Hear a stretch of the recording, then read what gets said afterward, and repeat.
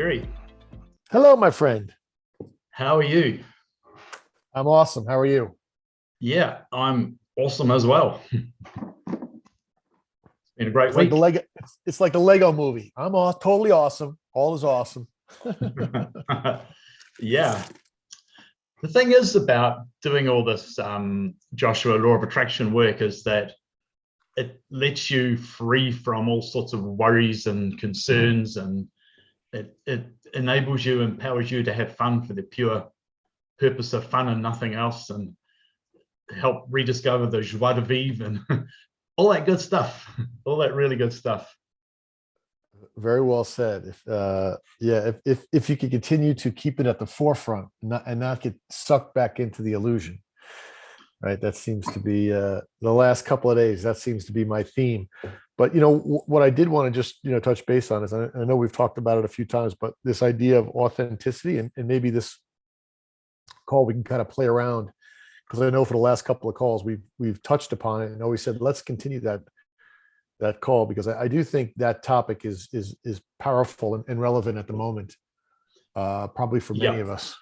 yeah, yeah, indeed. So, yeah, I do want to talk about authenticity, and I have some thoughts on that. I've been madly highlighting and collecting and copying and pasting stuff around it, but I've ended up with what might be a simple summary. But I also want to talk, if we get time, about inklings. When you get an inkling, Okay. anyway, but we'll get to that. We'll get to that. So, Okay, I like it. yeah, yeah. So, if we'll talk about authenticity, being authentic, living an authentic life. So tell me where you got to with what, how you see that. What is it? It's for me, I think it's been a struggle with trying to define that. At first I thought it was um sort of acting, either acting in love or acting in joy or acting through inspiration, which is part of it, right? But it's not really the key. And as I take a step back, and I actually was talking with Jackie and Jen, emailing with them. As I look back, about it was more easy for me to find what was inauthentic, right? Let's start there, right? How was I being inauthentic? And if I look back to my childhood, um, everything I did with the pure idea of just having fun, right? Of just either loving it, there was whatever the outcome was. Even when we were talking at today on our coaching call, your first relationship, what was the goal? You're like, I don't think I had a goal. I Yeah, don't know. At yeah, 16, yeah, what is your goal, right? But the idea, and I think even for money, if you go back to financial prosperity, I always had, money in my pocket, no more than anybody else, no less. But it's what I did with that money. And I think for me, it was I could easily find ways to create joy in the moment, right? Which is without an attachment to anything else. You could insert as a kid, you could go and you could buy, ice cream sundaes, right? And we could all go have fun and sit there, and no one cared who paid. No one was worried about, did you pay me back? I was like, okay, when I was a kid growing up, if someone had money, they paid, and it was cool. And if someone else had money the next week, that person paid. It was whatever it was. And there's always that guy that never pays, and we just laugh. Like no one ever held yeah, him. It was like, okay, whatever, it's all good. So, and then I realized as I was getting older, how I perverted that in terms of the way I was making money. So as I was a kid, either getting money through birthday, right, or Christmas, or even odd jobs, and then what I did with that was always just out of pure love and joy and encouragement. And as I got older, I did things I didn't like. Not that they were wrong or illegal or immoral, just it just wasn't fun. It wasn't connecting with me. They were action items that were forced, and I didn't like them, but I got money for it. And then what I did with that money wasn't as pure. So for me, the inauthentic self was really always doing forced action, taking forced um, inspiration to say, I'm just going to do this. I'm going to hammer through it, struggle and effort. And if I remove struggle and effort, and I remove control, right, from those ideas, then the authenticity of what I was doing becomes much easier to talk about and much easier to feel. And I don't know if that is, I understand we need to appreciate the contrast, right? And I certainly, need to remind myself of that at times. But if you remove control, you replace that with acceptance, and you remove forced action and replace that with inspired action, those things start to fall in place. And then you remove fear and replace that with love. All that seems to line up with what authenticity is for me. If that's a that makes a lot of sense. That makes a lot of sense. And the contrast you talk about is in fact, there's a quote, I'll find it while we're talking, about that I think Joshua said you don't learn how to be authentic by being authentic. You learn by noticing when you're inauthentic. Yeah, you're right. I thought, that's pretty tricky. That's pretty clever. But that was this week, right? Yeah, it was this week. I'll find it as we go. So one of the things that you also mentioned was about from childhood. So as children, we probably live, especially young children, authentically without even knowing what we're doing. And Joshua talks about that. They talk about it in some of the current material we're studying, but also in one of the podcasts where a woman who's an early childhood teacher asks how she can convey these concepts to the children. And Joshua says, well, how about this? How about you learn from them rather than them learning from you? And they eventually talk about how she might convey those concepts, for example, through storytelling to 3 and 4-year-old children. But they also talk about that the children at that point don't have limiting beliefs and fears and all the stuff that we have going on. And at some age between 3 and 4 and adulthood, I don't know when it happens, and it's gradual, I suppose, the acting spontaneously, acting on inspiration disappears. Like you watch little kids and I was watching 2 little kids at the airport the other day, and they didn't know each other, but the parents were sort of next to each other, and they talked briefly, and then the kids just started playing, and next thing you know, you would have thought these kids had been playing together for a long time, like they really knew each other. But it was just the freedom with which these little kids, who were probably like 3 and 4, I guess, or 2 and 3, with which they embraced a new relationship without all the fears and boundaries that an adult would have.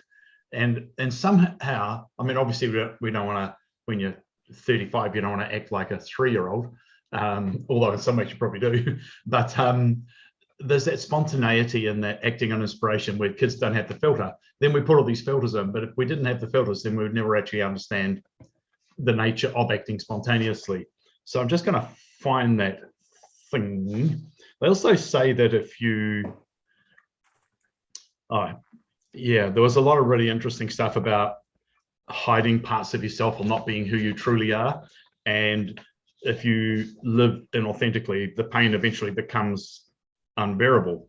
And so they're not saying that you should keep reveal all your secrets, and some things could be private, but most of the things people keep secret are actually about fear, not about any rational or reasonable thing. So what they said, you cannot become authentic by being authentic.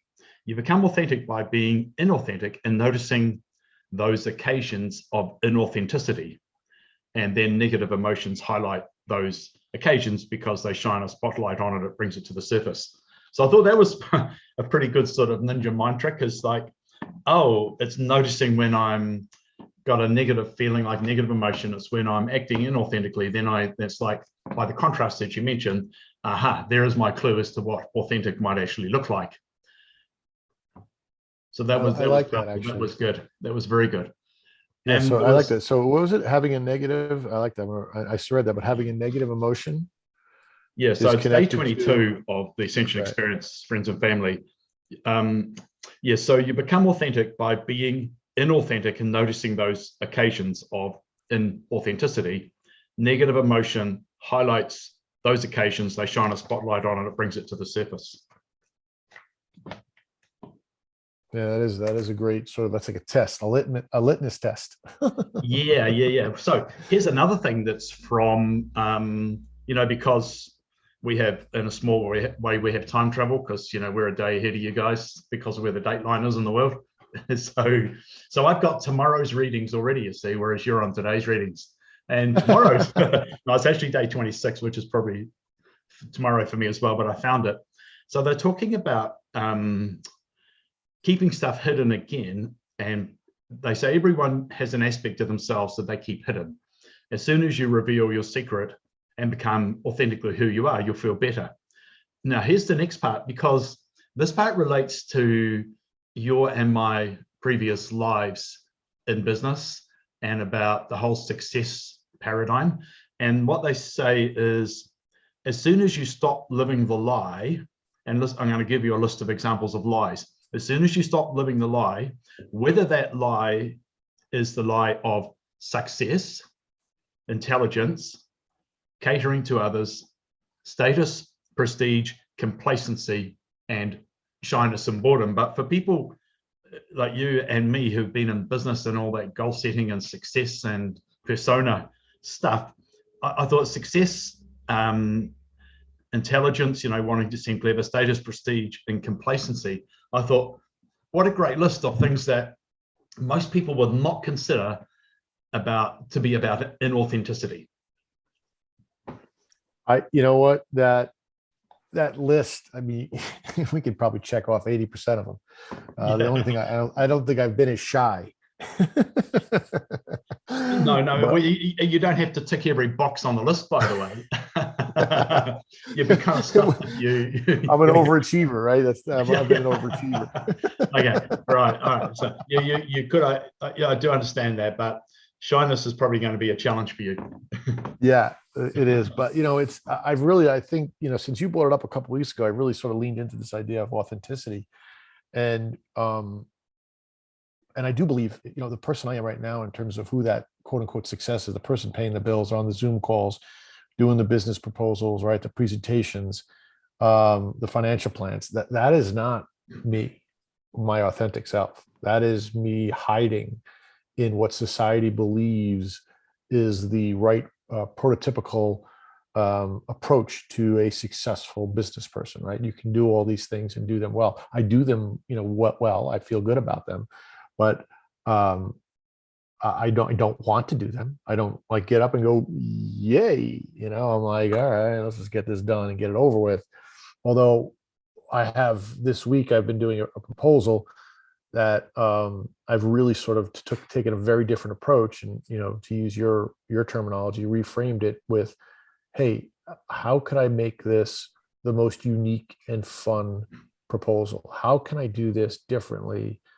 And what is my inspiration, for it? And I want it to be done easily and effortlessly. I don't want to struggle with it. So I have, meditated and taken some time and talked to some different people. But instead of framing it as this is X, Y, or Z, I framed it as, wow, this is super exciting. I don't really care about the outcome. I just want it to be entertaining. And in a very short period of time, I've been able to put together some thoughts that I think are pretty strong, without a lot of input, from or guidance, from the originator. So I'm liking, sort of that approach, and I'm just enjoying it, saying, hey, whatever it is in the end, it's going to be great. I know what I'm doing, and I'm looking for inspiration. So even though the work, I think, is not me, I'm trying to inject my authentic self into it. Does that make sense? It makes a lot of sense, because that I've been examining and studying around that theme, because I'm making a course on how to make money authentically, or a new approach to money. And so one of the things is that some of the people who take this course will be people who have a job, let's say it's a corporate job, for example, and they feel that it may have some good features or whatever, or they're doing it for the money, whatever the reason is, but they have a gnawing sense that gnaws away at them that this is not my purpose. This is, I feel I've still got a bigger story to tell, a bigger song to sing. And so they know that it's not really their soul's purpose or the most exciting thing they're doing. And then it's like, do I really want to be doing this for whatever number more decades? Or like, do I really have to do this till 60 or 65 or 70 or whatever it might be? And so, and they may have an inkling that they want to do something different, right? And a lot of people want to get into coaching or healing or whatever, and because they realize they have skills in those areas, and they think they'll find that satisfying, and they probably will.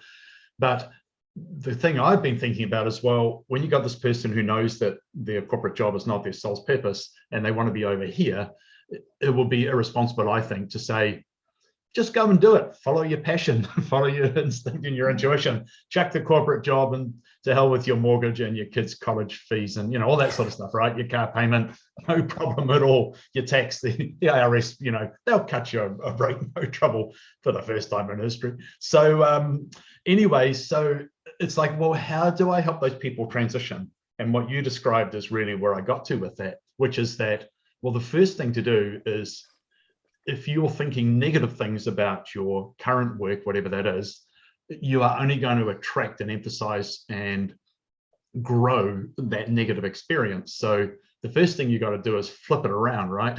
And say, well, I am actually grateful that these people are paying me all this money to do this stuff.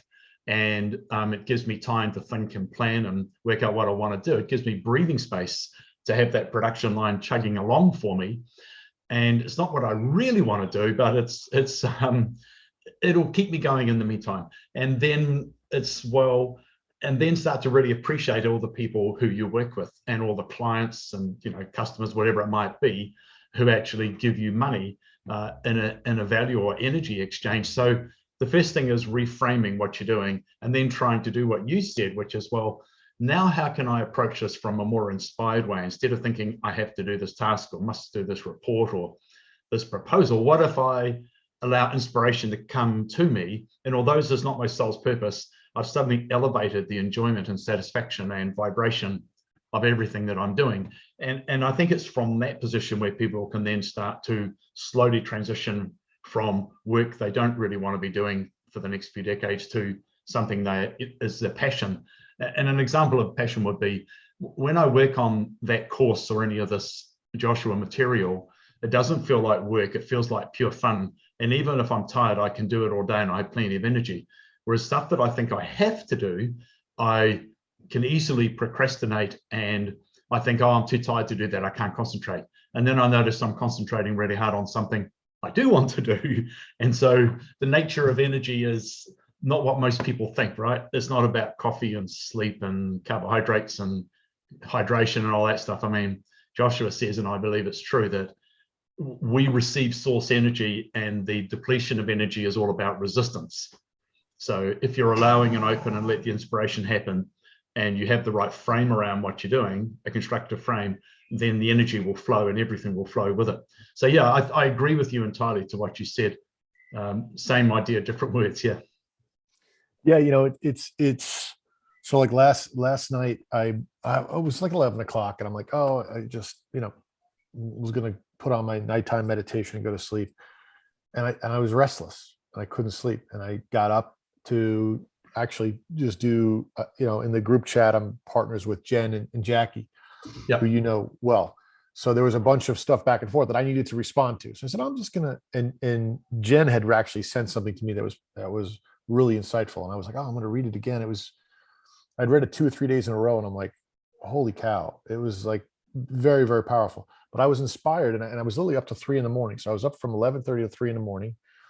doing the Joshua work, and then I went to bed, and I slept soundly. And I usually get up pretty early, but I didn't wake up till 7. You can count on one time in a year I sleep till 7. But it was funny you say that. So like the Joshua work, and then I got up this morning at 7, right? I had my coffee, did my meditation, and then bam, went right back into today's and did another 2 hours worth of work of that before I started my and I can't believe there are days I start, journaling or doing it, 5:30 or 6 a.m. and it's noon, and I'm like, holy cow, I haven't looked up, and I don't feel exhausted, and I don't feel tired. So to your point, and I think that's what I'm looking for. And I thought from a time, I used to say in my mind, what I need, right? And thinking this would be an authentic self would be, I need to run my own company. I need to do, and I've done these things, right? Run my own company, own my own company, be the CEO, right? Go get the titles. I did that all because of my limiting beliefs that I wasn't smart enough. And I went and got all those different things to prove to everybody else that I was smart enough. Then through this work through my limiting beliefs, realized I don't want that title, nor do I care about that title, nor do I care about any of those things And the only that I was person you chasing. needed to prove it to yourself was yourself, right? The only person Exactly you needed right. to prove it to was yourself. Yeah. Right. Yeah. And now I'm at a point where I'm like, I was joking with my wife this morning. We were having coffee, together. She came in my office and we were chatting for a few minutes. And I said, you know what? I'm going to chuck this all. Let's just be crypto millionaires, hang out at our backyard, right? Let's watch the sunrise and the sunset, a sunrise with a cup of coffee, a sunrise with a cocktail. I joke, people in Arizona, you either have breakfast trees in their backyard or they have cocktail trees. Either you have orange and grapefruit trees in your backyard or you have lemon and limes. I'm always like, I want the cocktail trees. I don't want the breakfast trees. Right. Yeah. But that's good. That's good. In for me, and my wife is not involved in these in the Joshua teachings over, but she looked at me, she's like, I'm in, like, tag, let's do it. Like, Right. how do I buy into that?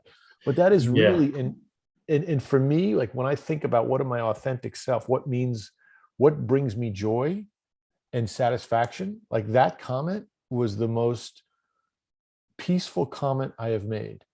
And I was like, wow, like, I don't, as much as I love working with people and I love doing stuff, like, where it goes, I mean, I'm still like, what is my authentic self? And that's, I think, the biggest question.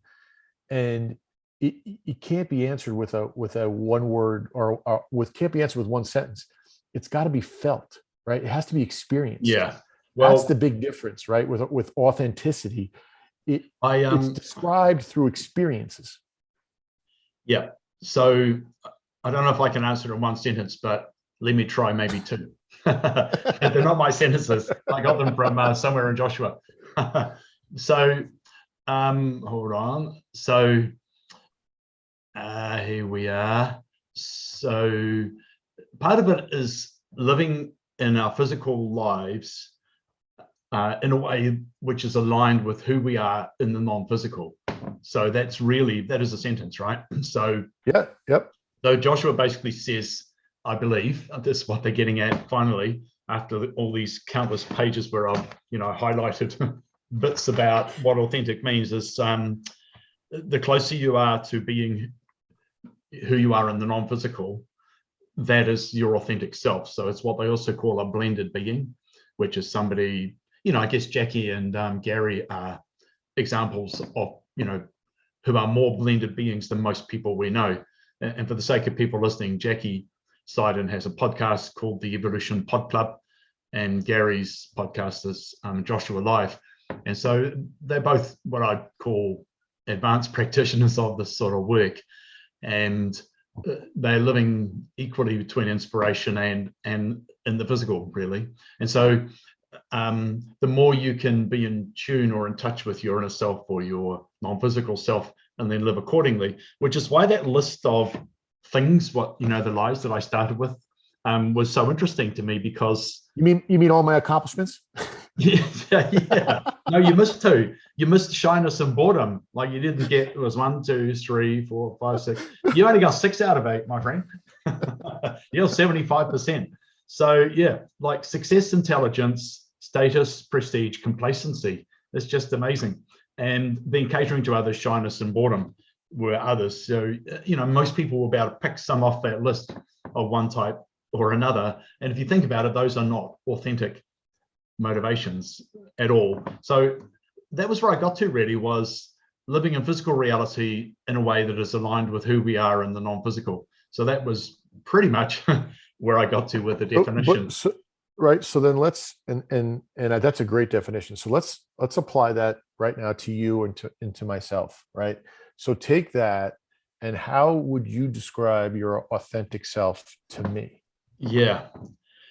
Yes. I mean, that is indeed the next question, is how would I know when I'm doing that? And so another clue was the thing I read before, that you catch yourself when you're being inauthentic, and you feel a negative emotion. And the more you do this work, the more you become aware of your negative emotions and the more intensely you feel them. So, so I guess with work, what we've been talking about is one example. If you're doing it because you feel you have to do it for some reason, that's not an authentic approach to it. So an authentic approach would be doing it from inspiration or love or gratitude. Right. So I've been, and I think we talked about it before. Jay Shetty had this concept. He went to dinner, and it's almost like he's at dinner with like Tony Robbins, Dean Grazioso, Mel Robbins, all these Jenna Kutcher, all these really amazing, influential, sort of thought leaders, right? In a really good way. These people all help people, right, in personal development, all in different ways.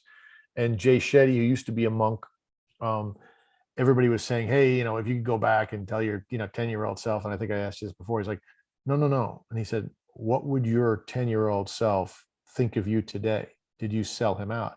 And I think when I think about being authentic, yeah, like that phrase comes back to me, like, holy cow. Like, okay, that makes sense to me. And to use your terminology, reframing that old cliche is really powerful. And I think about myself, who's in the backyard, playing with friends, playing with toy soldiers and digging in the backyard and picking up a ball and having a quick pickup game of whatever sport, the sport du jour on the block, right? I would look at myself and I would go, who are you? I don't that 10-year-old self, that's a really good question, because if you could imagine your 10-year-old self and a bunch of, let's say friends of your father's came around, and some of them were really successful, high-powered business people and some weren't. As a 10-year-old person, you wouldn't have any concept of net worth or success or how many employees or portfolios or degrees. None of that would mean anything. You would look at those people and, are they friendly? Are they scary? Does he seem like a nice guy? Is he someone I can talk to? Is he someone I feel I can trust? And so, in other words, that 10-year-old filter is a pretty good filter. And kids these days, unlike in my childhood, kids these days are not obliged to respect adults just because they're older. They're only interested in adults if they like them, right? And that's it. Yeah. Which is pretty cool, really, because I was of the seen and not heard generation where everybody, my parents' friends, were all called Mr. and Mrs. and because they were older, and that was the end of it. It's like you had to respect them. Period. That was the beginning and the end of the whole thing. So that 10-year-old child filter is a pretty good one, I think. But I didn't really answer your question all that well, because I just gave a for instance about work, and it's other things as well. And I suppose it's in your relationships as well, like in your marriage and with your kids, being authentic. What does that mean? Well, I mean, Joshua talks about that. Lately, they've been talking about secrets and hiding things and living lies. So, and it's another path to authenticity as well, because they say you probably are hiding things about who you are, probably because you think, oh, if my wife knew I was that sort of a person, or I like this, then she might leave me, or she wouldn't like me, or she wouldn't be impressed or something. And so Joshua says nearly all of that's just imaginary and it's fear. So I guess it's also being who you truly are.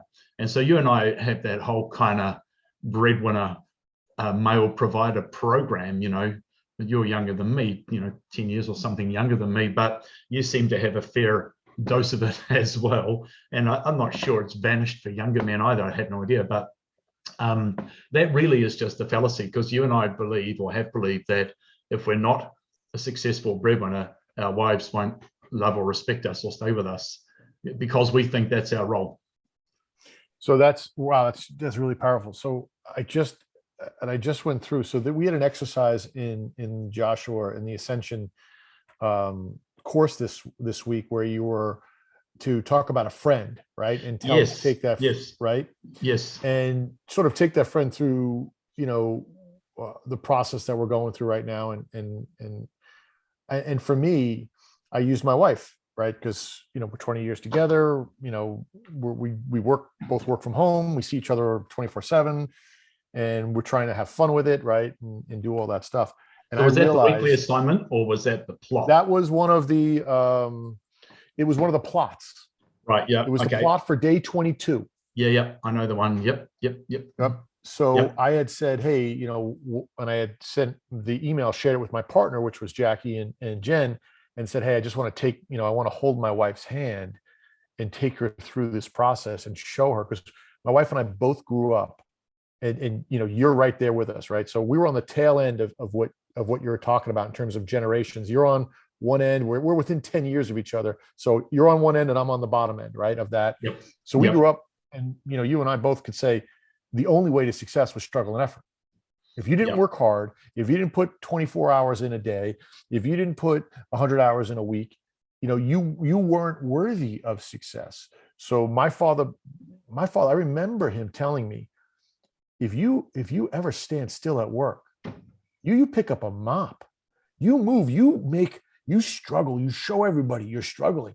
That's the only way to show your value. I remember the conversation like my dad had with me when I was 10 at these point in times. And I started working when I was 13. So for my wife, and her father's the same way. So my wife and I have spent 20 years together, rowing this struggle and effort boat together, side by side, raising two kids, buying houses, doing mortgages, having me go through bankruptcy with my company, having me with all my legal, rowing, struggle. And now I'm going to say to her, after 20 years of that narrative, hey, we're not doing that anymore. So, but for me, the limiting belief, and you said this, and this is why I'm telling you the story. And as I broke it down, the limiting belief for me is that if I don't show I am the strongest person through struggle and effort, I believe I will lose value in my wife's eyes, because I believe the reason why we are married or we picked is because I was the hardest working guy, the best provider at the time when our courtship was in its infancy, and it's what led to the courtship, coming full circle in our marriage. So that, to me, for 20 years, my value to her, my worthiness is that I can outwork, I can outdo, and I can outdo, and I can out earn anybody. Tell us what do we want to do? We'll do anything. And now I'm going, maybe not. So for me, the biggest thing is like, how do I accept that she's on her journey, I'm on mine? I can still do it with love and affection and acceptance without having to control at what pace her expansion occurs. And that was super interesting to me. That was this limiting belief that I was like, and I call them micro events now, because they're not as big as they were, where I was debilitating on a couch sucking my thumb, right? Curled up in a fetal position, which I've been at times. And now I'm able to go, okay, and try to see it from that higher perspective. Like, this is all for me. This is great contrast. I get this now. And I'm like, wow, that's really, really powerful. So I see what you're saying. And for me, my value and my worth, my perception of how my partner sees me, plays a big role in what I believe in myself, because we are partnering on a life together. We're partnering on raising kids together. Yeah. That is a big deal. And in this, even in the ascension, there aren't a lot of people that have the, 20 years together and teenage kids in college in this section. There's only a few. And that, to me, is one of the things, the examples that I love to hear when people tell me. I'm like, okay. Because I find myself with a kid in college and another kid, in later years in high school. My wife and I, 20 years together, both working and struggling and putting effort in to pay all the bills, take care of everything, have those dinner conversations at the table where you got to get a job, right? I mean, these are all things that these are conversations that we're now having with 18-year-old soon to be adults that I've stopped having over the last 12 to 18 months. Yeah. And it's noticeable. I'll tell you, just it's interesting. My daughter sent me today for my birthday, and this is today's my birthday, by the way. Hey, happy birthday. Wow. Thank you very much. Thank you very much. It was a beautiful day and we appreciate it. But this is so interesting because this is really what we do, right? It's happy birthday, Daddy, over the past year, because it's really been since Joshua's teachings, right? Since Gary and Joshua came into my life, they have been the springboard. I did 4 or 5 years prior to that, but it was just like rinse and repeat. The same people saying the same thing, just, with a different, tone. And Gary and Joshua were like, no, wait, stop with the struggle. I'm like, what? Right. So they said, over the past year, you have been truly my rock and the light of my life. You showed me how to shine my light and to spread it every day. I can't thank you enough for teaching me the power that's inside me to create my own reality and become the happiest version of myself. I am not the same person I was a year ago today. And although both versions of me are perfect, I couldn't be happier with where I am now. Thank you for being there through all my eating struggles and reminding me my energetic appearance is so much more powerful than my physical. Our talks bring me such light and joy, always teaching me something and bringing a smile to my face. See you next week. Love you much, Reese. So wow. How for awesome is me, that? Yeah, that's really cool. that's it. It's the chair. Like, that's all I need. I'm going to go back to bed. Like, that's the birthday gift. Yeah, any dad, right? Any of us. That is the best birthday gift you could imagine. And if you got it from a friend, right? If you get that from anybody, Yeah, right? yeah. That you've helped them see, so is this, you help them see their authentic self. So is somebody seeing the better, I shouldn't say the better side, the more joyful side of life, the loving side of life? Is that showing somebody how to be more authentic, be their authentic self? Yeah, because joy, pure joy, which generally comes from the most simple of things, is, Joshua says that it's all about having fun. This is a feeling universe, it's all about feeling good, and joy is a big part of that, for sure. Yeah. So one of the things I noticed when you were talking is that Joshua says that children arrive at a higher vibration than their parents, and they give an example which everybody has observed, is the facility that young people have with technology compared to older people. And if you don't believe it about yourself, then look at your parents, kind of thing, as to where they were at with technology compared to your children. So the technology is purely a trivial example, but it's a very good one. But what point I wanted to make is that your father had this work, mop the floor if you got nothing to do because you have to impress people.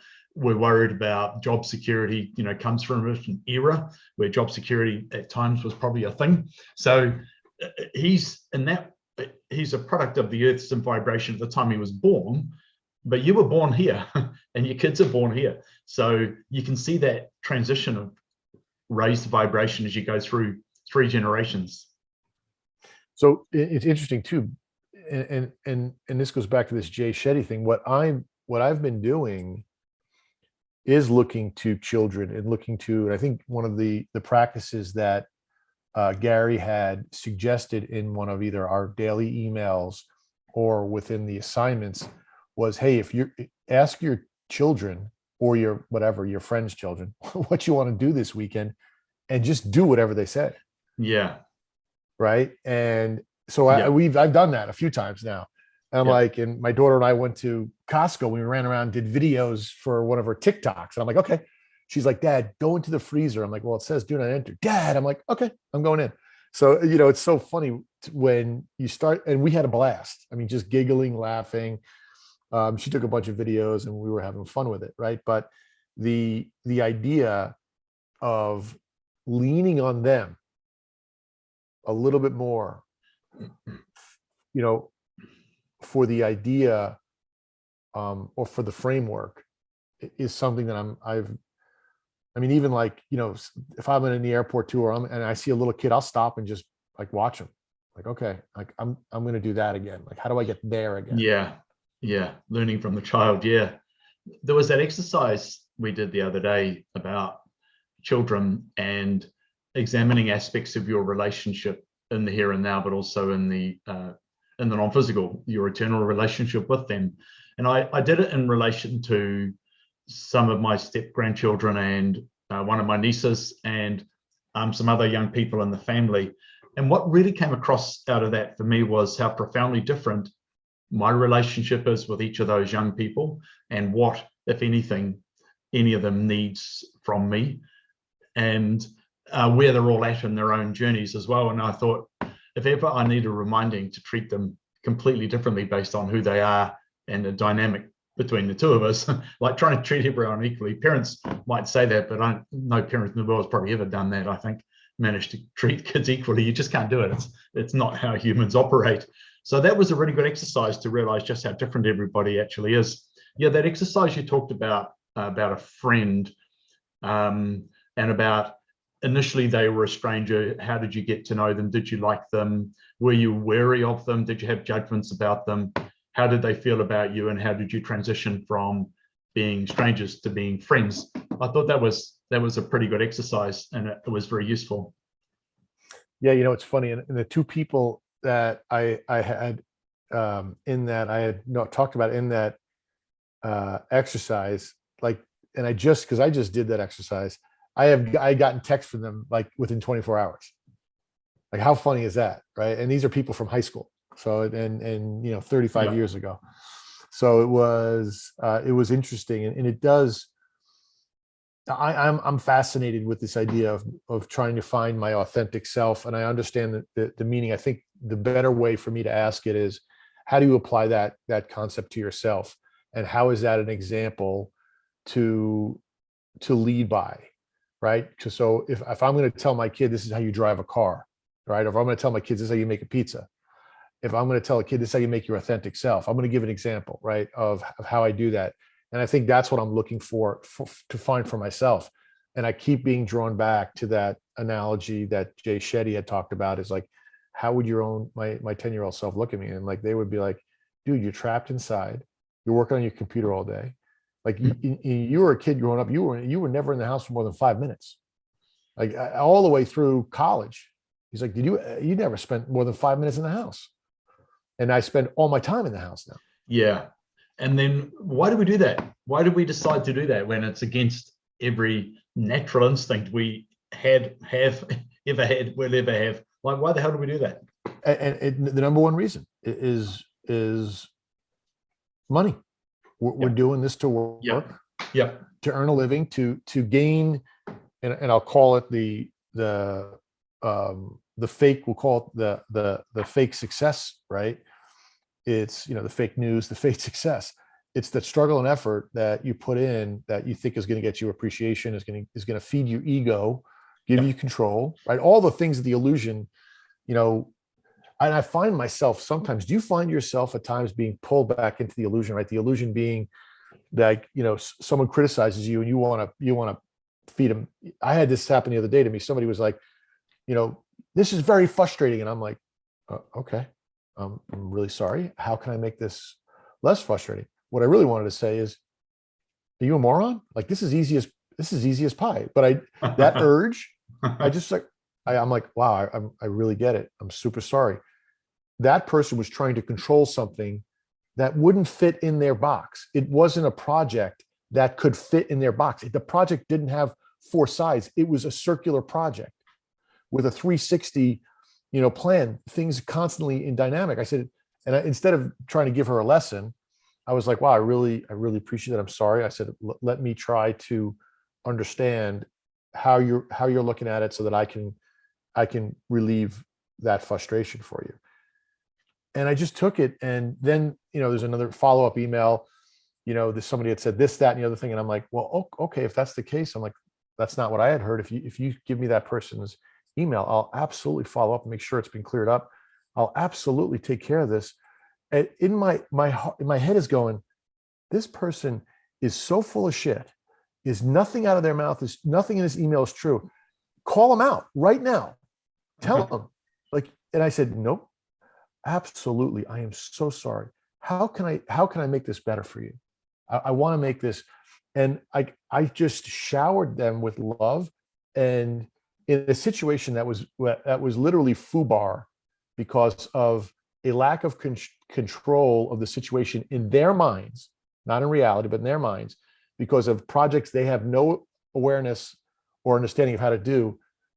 I could have literally gone, and that's where I guess they get drawn back into the illusion of my ego of saying, but I didn't. I was like, I am, what? Tell me how I can do this, this, and this. I want that. I'm like, oh, absolutely. And once again, there's a powerful principle in there, and it's around the interaction happens, the event happens, you can say something that you might briefly feel good about because you got one up on them by showing your superiority or asserting your will. In other words, you can make them feel bad, and you might feel you climbed up on their back, climbed up a step at their expense in the race of type A's to the top. And but on the other hand, you could also say, well, that's actually not going to achieve anything for anybody, and I might briefly get a thrill of something not that positive, and after that I'm not going to feel good if I'm really honest. But you could also say to yourself, which is what you really did, what can I say to this person that's actually going to make them feel good rather than bad? Like, why would I, if I really want to be authentic, then it's not for me to judge that they're having a manifestation event or a little upset or whatever you want to call it, a reminder. It's like, that's their business, but your business really is just to accept them unconditionally and leave them feeling the same or better, not try and make them feel worse to the extent that you can make someone feel worse. But that kind of one-upmanship where you catch somebody out, and which happens sometimes with people in business or whatever, not just that, but catching people out and proving them wrong. You see it on the road where people feel that it's okay to behave badly on the roads, which is what road rage is all about. I mean, it's got nothing to do with the road. It's about an angry person in a context where they feel they can express their anger. So the same as if you make a mistake on the road, turn when you shouldn't, whatever, where you didn't have the right to turn, whatever it might be, and someone's on the horn like, oh, you are so wrong, you are such an idiot, and I'm so right, and I'm so awesome because I'm right, and you are just a fool. All that, these days when people do stuff on the road that's crazy, like I think about it and I think, well, I can see why that might have happened, and I'll cut them some slack because none of us have never made a mistake driving. We've all made mistakes driving, and people react in different ways. So I think leaving the person feeling good is a very powerful thing. So do you want to talk some more about authenticity, or should we talk about inklings? Let's go. Let's move on to inklings. Urges or just inklings? What I was thinking about with inklings was, at what point in your life, may have been forever, did you feel the distant call towards this sort of work or knowledge? So in other words, did it just suddenly pop up 2 years ago or whatever, out of the blue, first time ever? Or have there been things that really inspired and caught your imagination, which now you realize have all been guiding you towards this point now that started, say, 2 years ago? So I thought about some examples about like what things seem kind of magical to you, what things seem to fascinate you unreasonably or inexplicably, and what things moved you deeply. So examples for me that I now understand why. One of them is, I've always for a long time been fascinated by the creative process. So, with friends who are writers or artists or whatever, or famous songwriters, watching, like one of the things that fascinated me about the Elton John movie was his ability to sit down and knock out an incredible song in quite a short time. And so there were many things interesting about that movie, but the creative process was one that really impressed me enormously. And so I've always wondered, why am I so fascinated by the artistic creative process? And we now realize it's because they are people who are examples of being able to receive inspiration and act on it. And the quicker they can write a song or make a painting or a sculpture or whatever they do, the more they're in tune with that whole process, right? So it's something that you and I have been working on for some time, is how do I receive inspiration? How can I tell an inspiration from an urge based in fear? And how do I then act on that inspiration, and where is it going to lead to? And a person who's really in tune with their creative self does that effortlessly. And you see it with great songwriters who can write amazing songs quite quickly. And then you also see the thing called writer's block, which really is about fear, where they've actually allowed fear or their intellect to get in the way of their creative flow. And most artists seem to really understand in one way or another, even with completely different language, how that actually occurs. So that was one thing. And there's another thing that always interested me was the sense of self or meanness. So I realized in my early 20s that I had this incredibly strong sense of me and the intense experience of meanness, which I think we all have. And I thought, what is that about? Where does that come from? And my first wife was a psychologist. I suppose she still is. She's a very clever woman. And one of the theories she offered me was, well, that's really a conditioned response, it's conditioning. And I thought, that sounds like a lot of mumbo jumbo to me. I don't believe that for a minute. It just feels completely wrong. But we now know that the physical experience of me, it has to be intense for us to actually gain anything by being in the physical. And it's a slice of our inner self or our non-physical self. So that was me unknowingly trying to understand what is the nature of my physical existence, and is it a part of something bigger, and if so, what is that? So you can see these inklings I've had going on for decades in my life. And there are other things like, I won't go into too many more, but I've always been fascinated by Zen Buddhism. Don't know why, but I have. And also like mystics or ascetics, the people who kind of live monk-like existences, or who basically have little or nothing, but are living in a purely kind of spiritual or religious existence. So that's always fascinated and drawn me to understand that as well. And I now know why all that stuff was of interest to me, but it always has been. And I guess I knew I was interested in it, but you know what I'm saying? It's like we've had these inklings. The distant call has been there, the voice on the wind has been there forever. And then finally one day, after all these decades of come on, just one more step, Rob. Come on, you can do it. Yes, you're over the line. Now we're away. You've got something. So tell me about your experience along the same lines. I think that, meanness, it's interesting. So I'll start with that conversation. And I think for me, meanness was literally a physical aspect. I was very athletic, and I was proud of my strength, and I would assert myself. And for me, that's how I would always be in my present self. My meanness was physical for me, very physical, and everything about, and I don't mean like, altercation physically, but I was just about strong bodies, running. I could do more faster, right? Bigger, stronger, whatever it may be. And I absolutely asserted myself all the way up and through my 30s. And that was how I identified who I was through my body. I think that's why I ended up putting on some weight. Was at that point in time, I was beginning to, that was the point where I think I was starting to understand, to step out of that illusion, right? Step out of that physical aspect. And then then your next question is, what were those things? And it really, to be honest, it wasn't until my oldest daughter had said to me, "Daddy, you ever going to be happy again?" And I was so miserable for so long, playing that game, trying to be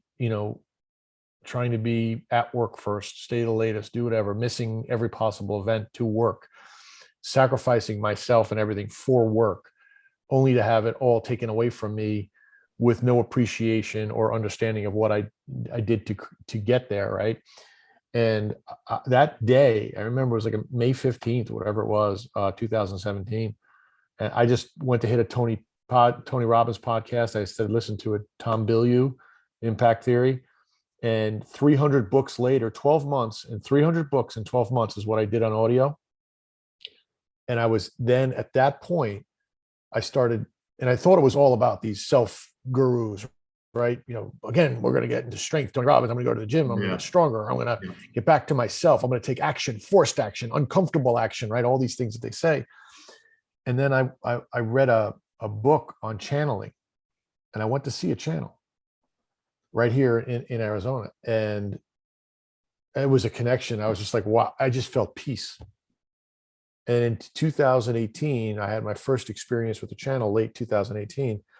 And then I said, oh my God, I got to find more of this. And I found more, and I did calls. I did Zoom calls before COVID. I did all this stuff. And then COVID hit, right? And everything became Zoom and all of these events. So everybody was doing these events on Facebook Lives, and Dr. Sue Mortimer and all these other people started doing it in their channels. And I just found myself gravitating to it. And then I met Gary a year ago, like 13, 14 months ago. And everything changed. Everything led, there's no question in my mind, it was a process. And it was a clear, if I was to tell you, you look at the breadcrumbs, it's so clear. I have a list of 300 books I read. I keep it. I'm going to, post all this stuff at some point in time. This is how it got me here. This is where I am. This is why I'm here. And bam. And then this was the easiest fit. Meanwhile, I'm still enrolled in all these different like Tony and Dean courses and, Dr. Joe Dispenza and all these different people. And I'm still in all their different courses. And I'm like, okay, overload. And I just ended up deleting everybody else and going, this is right for me. And while I was literally at one point taking 13 different courses at one time from 13 different self-development people, Wow. I dropped it all and was like, this is right for me. And so it was clear. I mean, I didn't see it at the time, but when it was right, to your point, there was no question. It just, boom, easy. Yeah. It's interesting how we get here. And do you feel that you had inklings or distant voices calling you 20, 30, 40 years ago? Or is it all quite recent for you? I think was your inner self giving you messages of one kind or another there's no question, as a kid, there was as a kid or as a teenager or a young adult, whatever. Like, were you completely oblivious to all of this stuff, or do you think that you were being gently led even if you didn't know it? As a kid up through high school, there's no question, but my parents and it was all squashed. No. And it was the idea that I was in tune or in touch with something that was greater than myself was not even worth a discussion. So what about, I mean, you and I could not be pursued. You and I both had Catholic upbringings. So what about in that context? I mean, obviously there was the Catholic concept of God, the God greater than all of us. So, I mean, that I guess was part of your upbringing. I never believed it like you. I mean, I stepped away from the church. I didn't even get married in the church. I was like, I don't believe it. I don't like, okay. There's no way that once again, I had friends that were all different religions in New York. I mean, literally 10 different religions. I'm like, there's no way. Right. And I literally discarded the idea that there was a guilt-ridden, punishing God up there looking to, rake or rain evil down on. I didn't believe in heaven and hell. I did believe that I wasn't worthy.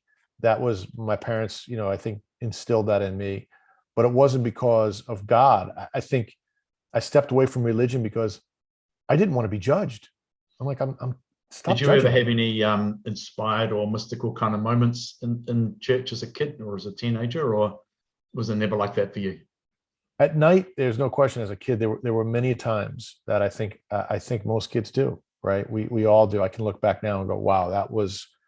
And if I try to go back to the actual memory, I was open to many things, and then at some point the door closed and I locked it tight, very, very tight. Yeah, it's interesting. But I can look back and see it. Yeah, no, I'm trying now how do I reopen that? And when I do my meditation in the morning, listening, getting yourself to accept what is going on in your head as spiritual guidance. Yeah, because it sounds like your own thought and you just made it up, and you might be communing with somebody close to you who's no longer with us, or you might be receiving inspiration, and everybody, including channels who receive this stuff, it can be obvious to an outsider that, oh, that's an inspired idea or whatever it might be, but to the person receiving it, you can't really distinguish it from your own thoughts. But once you understand that we don't really think our thoughts come to us. Like the way a thought comes is not the thought machine in the head, it's actually the thought receptor, right? Comes into the head. It's the radio receiver, not the thought maker in the head. And so it's being open to the receipt of those things, isn't it? Well, it goes back to your original comment about creativity, right? So if you become a vibrational match, right? And that's this idea when you meditate, which is why meditation is so important. If you become a vibrational match, if everything already exists, if every idea already exists, if every moment, every concept, every word, everything already exists, what are you unlocking when you meditate? Are you unlocking anger, right? Are you so for me, it's like I want to become a vibrational match with my purest, authentic self, right? Love. And what puts a smile on your face? What makes you giggle, right? So I'm thinking about things that make me giggle, like when I'm doing it. I'm thinking about, and sometimes it is a financial there is financial prosperity involved in what I'm thinking. Sometimes there isn't. It's different every day. And Yeah. I'm willing to accept that as long as I feel good, right? If you look at the, sort of the old way, it's like you got to read your 10 goals every single day. And what do you want? And what do? You read the same thing. I'm like, sometimes when I meditate, I'm thinking about silly stuff. I don't even know, sci-fi stuff. Sometimes it's like my mind is all over. Sometimes I'm on a plane with my family and we're going to the Amalfi Coast and we're going to have a great time at Lake Como, right? It is like whatever makes me feel good. I want to unlock that vibrational match. And that's the biggest difference. I think the way I approach meditation is it's the Abraham Hicks and it's the Joshua. It's like, what are you vibrating at? What are you unlocking? So you raised a point there, which is a massive concept, and for some people it may be a new or difficult or different idea, which is that everything exists already in whatever you want to call it, the ether or the field of potentiality or whatever, but every thought exists as a potential thought, even if it hasn't been thought yet. When you become a vibrational match to that thing or that thought or that idea or that inspiration, then you make it concrete, or you bring that in. So that is an incredible idea, that everything that you might ever desire exists already, and all that's different is that it is on radio frequency 1,000 and you're on radio frequency 880, and so you got to get to the same frequency, because otherwise you're never going to get that radio message or receive that thing into your life. It's all about being a vibrational match to that thing, which, if it's aligned with your true purpose, if it's an authentic desire, to come back to authenticity, then it's a far easier process than trying to force something which is not really an ideal match for you, but you think that you want, which is the effort and struggle part. Right. And that's a really big, around it. Go on, Karen. No, that's a really good point you just said. So think about this: if everything already exists, and at first it was a concept I couldn't wrap my head around, but now I do, and it's comforting. But on the flip side, if I am angry and in fear, I am going to unlock more of that as well. So you can, right? And it's more like the idea of momentum, right? That you and I have always talked about. We talk about momentum a lot, like, that vibrational match, to get that momentum going, because you're unlocking all of those things simultaneously now, one after the other, and all of those elements, all of those doors, all of those rooms filled with everything you're looking for, every answer, every word, every vocabulary, every concept is there for you to pile into. But the minute you go off course and you go to the next door, something different appears. So trying to get back into alignment. We always talk about getting back into alignment. But for me, knowing that everything already exists, finally is like, that's that piece. Like, oh, okay, I just got to find the vibrational frequency. Like, Like, you used to think I can't achieve that. Well, I'm telling you that you can. It exists. Yeah, it exists. You just need to be a match to it. Otherwise, right. You can't quite see it. Right. And if you could get that concept into your head, that's like that's the hardest first step, right? The first million is tough to make. Everyone said, right? The first 100,000 is tough to make. If you get up that first step, and I'm just at the point now where I'm getting up that, I'm like, oh my God, it does exist. I can have that. Yeah. All you have to do is become a vibrational match to that thing. And what does that mean? Once again, vibrational matches, you have to act in love. You have to act outside of your ego. You have to act in the best interests of your highest possible good, highest possible good of everybody around you. And fundamentally, I guess it means raising your vibration to a sufficiently high level to actually match that thing.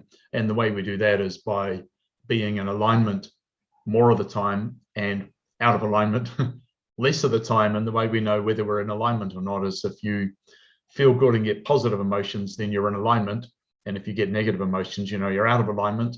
And what is alignment? Alignment is the moment when you see things the same way that your inner self does, that your visions or your view of things, your belief or your thought in sync, you're in step together, and that is what alignment is. So I mean, that all sounds pretty straightforward. It's just, how do I do that today? And I guess that's the beauty of all this work we've been doing, is you get daily homework which slowly draws you to, because I've noticed that things that I used to, like, we were having drinks and dinner with some friends the other night, and they met some other friends, and they started, I said to Trace, did they start gossiping about, this couple lover up the hill there? And she said, oh yeah, they did. And she said, I just really wasn't interested at that point. So I left that conversation and came into your conversation. And so in the past, I might have got some sort of nasty pleasure out of gossiping, because essentially gossiping, as Joshua says, is criticism, right? And so in the past, I might have taken some, nasty delight in it, or fleeting though it may be. Or then the next thing is, oh, that sounds like gossiping. I don't think I should be doing that, because that's naughty. But now it's like I hear that stuff and it's like, it's, when you get two magnets of the same pole and you push them together and you can't. Yeah. So to me, it's like I just feel pushed away. It's like, so what I'm saying is I've absorbed quite a bit of this kind of work, or it's not a conscious thing anymore, that it's just the gossiping thing is kind of a turn off for me. It's just like an energy that pushes me away to a different conversation. And that's a great point. This work, right? Yeah. Yeah, that's a great point. And, and I feel the same way, that at some point, where, once again, it's you're looking for that vibrational match, right? And the way I'm looking at it is that there are all of these things I want that are for my highest good, the highest good of everybody around me, right? It's this, and I'm like, the minute I take myself out of that, the goal, once again, I'm an overachiever, right? So I want to be like, I want to find that vibrational match and keep unlocking those doors and keep going forward. And I like a little bit of gossip like you.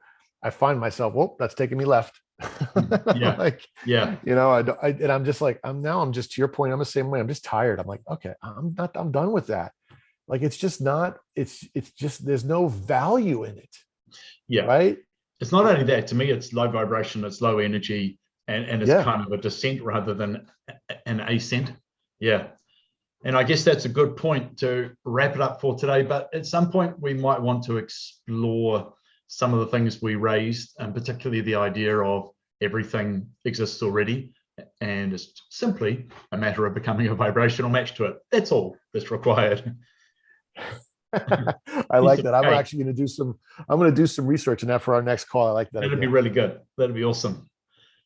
It's good to see you, Jerry. Right, and happy birthday. Happy birthday. Hey, thank you very much, my friend. Have a great weekend. See you soon. Bye. Bye. Bye-bye.